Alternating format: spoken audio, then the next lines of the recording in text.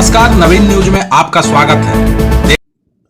बिहार विधानसभा चुनाव शुरू होने से पहले मुख्यमंत्री नीतीश कुमार की बढ़ती उम्र और खराब सेहत का बड़ा मुद्दा बनाया गया था। खासकर आरजेडी नेता तेजस्वी यादव लगातार सीएम नीतीश की उम्र को लेकर हमलावर रहे थे। उन्होंने अपने चुनाव प्रचार का एक बड़ा हिस्सा नीतीश कुमार की बढ़ती उम्र पर अटैक करने के लिए तैयार किया था, लेकिन नीतीश कुमार ने करीब 24 दिनों में 84 जनसभाएं कर सबकी बोलती बंद करने का प्रयास किया। यह भी ध्यान दिला दें कि दिवाली और छठ पूजा के दौरान करीब 7 दिनों तक सीएम ने कोई सभाएं नहीं की। इसके बाद भी उन्होंने इतनी बड़ी संख्या में रैलियां की। सीएम ने न केवल हेलीकॉप्टर से रैलियों को अटेंड किया, बल्कि खराब मौसम और भारी बारिश के बीच सड़क मार्ग से 1000 किलोमीटर की यात्राएं की। नीतीश कुमार चुनाव प्रचार के आखिरी दिन तक डटे रहे, पूरी ऊर्जा और उत्साह के साथ आखिरी दिन तक प्रचार किया। सीएम ने 2025 के चुनाव प्रचार का अपना आखिरी शो गया के टिकारी में किया।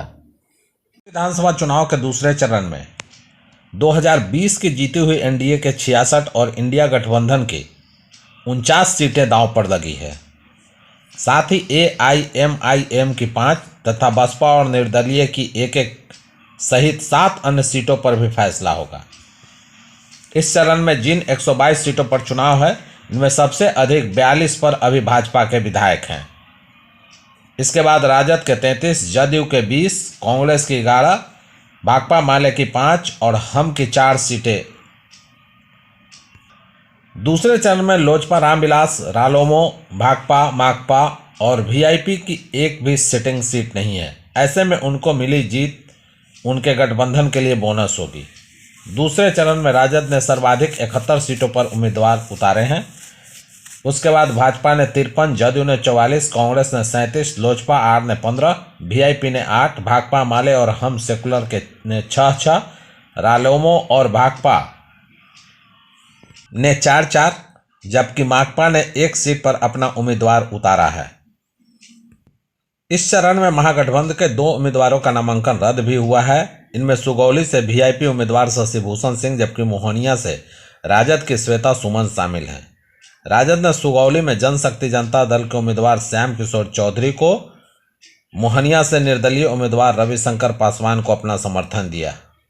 रविशंकर पूर्व मंत्री छेदी पासवान के पुत्र हैं। पटना जिले के मनेर के ब्यापुर गांव में किसानों के लिए एक शिविर का आयोजन किया गया। इस दौरान दलहन व तिलहन बीज का मिनी किट का वितरण किया गया।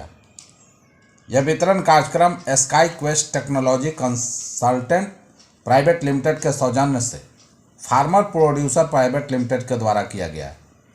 इस अवसर पर किसानों को दलहन व तिलहन की उच्च तकनीक वाली खेती करने का मार्गदर्शन भी दिया गया। फार्मर प्रोड्यूसर कंपनी के निदेशक धनंजय सिंह ने बताया कि इस तरह की पहल बीज प्रणाली परिवर्तन की हिस्सा है, जिसका मुख्य उद्देश्य उन्नत नस्ल वाले दलहन व तिलहन की फसल का उत्पादन करना है। वहीं टेक्नोलॉजी कंसल्टेंट प्राइवेट लिमिटेड के परियोजना निदेशक राजीव शरण ने बताया कि बीज प्रणाली में क्रांतिकारी परिवर्तन कर किसानों को उन्नत व समृद्ध बनाना भी एक प्रमुख लक्ष्य है। इस मौके पर कृषि विज्ञान केंद्र के विकास कुमार, आदर्श कुमार, उमा राय, अखिलेश यादव, विजय कुमार, अजय कुमार सहित कई गणमान्य लोग मौजूद थे। बिहार में कल यानी 11 नवंबर को दूसरे चरण का चुनाव है और इसके साथ ही बिहार विधानसभा चुनाव की वोटिंग पूरी हो जाएगी। इस बार चुनाव प्रचार में पीएम मोदी की रैलियों से सीएम नीतीश कुमार की गैर मौजूदगी का मुद्दा विपक्ष ने उठाया। इस मुद्दे को लेकर केंद्रीय मंत्री और बिहार चुनाव में बीजेपी प्रभारी धर्मेंद्र प्रधान ने विपक्ष के इस दावे को खंडन किया कि एनडीए खेमे में सब कुछ ठीक नहीं है।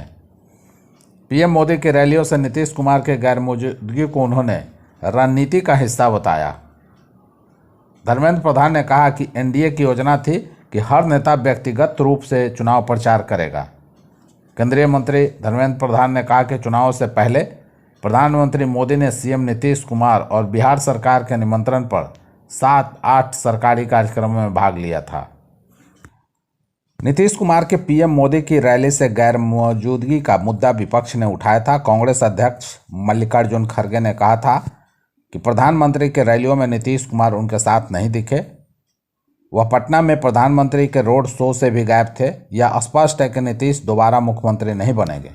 उन्होंने आगे कहा कि वे भाजपा नेता साजिश रच रहे हैं। एनडीए के घोषणा पत्र जारी होने के दौरान उन्हें नीतीश कुमार को बोलने नहीं दिया गया। बिहार विधानसभा चुनाव के दूसरे चरण की वोटिंग से पहले पूर्व डिप्टी सीएम और राघोपुर से राजद प्रत्याशी तेजस्वी यादव ने प्रधानमंत्री नरेंद्र मोदी पर निशाना साधा है। उन्होंने कहा कि हम लोग विकास की बात कर रहे हैं और प्रधानमंत्री कट्टे की बात कर रहे हैं। पता नहीं कौन सी वे वेब सीरीज देख रहे हैं। तेजस्वी यादव ने आरोप लगाया कि पीएम ने बिहार के आपराधिक छवि के लोगों के साथ मंच साझा किया।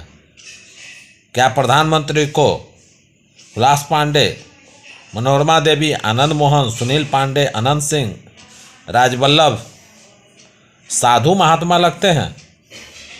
सृजन घोटाले के मुख्य आरोपी विपिन शर्मा का विशेष पास बनवाकर हवाई अड्डे पर बुलाकर उन्होंने पीठ ठोकी है।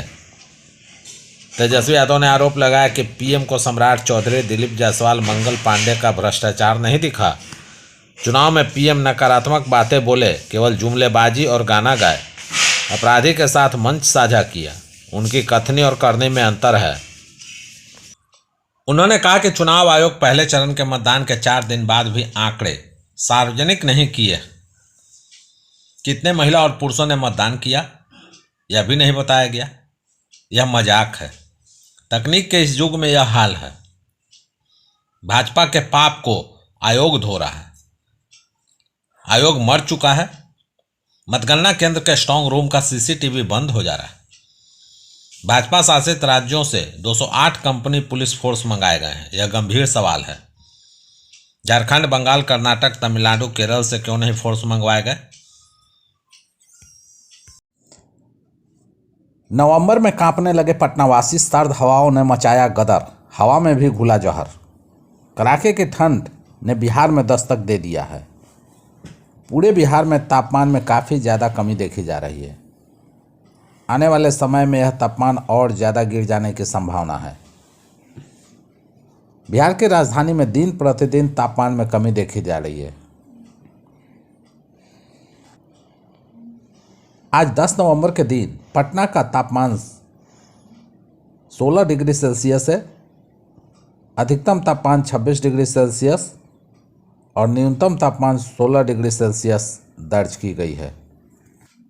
वहीं हवा की गुणवत्ता की बात करें तो पटना में 173 है, जो कि काफ़ी असंतोषजनक है। इससे लोगों को काफ़ी ज़्यादा परेशानी का सामना करना पड़ सकता है।